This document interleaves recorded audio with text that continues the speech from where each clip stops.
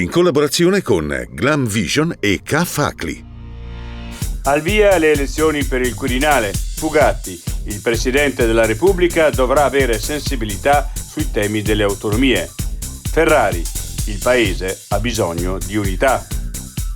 Sblocco degli sfratti, anche in Trentino il dramma colpisce centinaia di famiglie. Sunia, situazione difficile, negli ultimi anni l'edilizia popolare ha fatto pochi passi. La violenza invisibile sui bambini. L'esperta, assistere a episodi di aggressività è maltrattamento, comportamenti che poi vengono assimilati come normali. Covid, in Trentino sono stati trovati 1094 positivi a fronte di 6071 tamponi, nessun decesso nelle ultime 24 ore, altre 31 classi scolastiche in quarantena.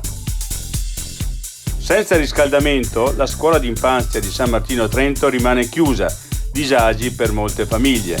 Il comune, appena avuta la segnalazione, subito i tecnici al lavoro.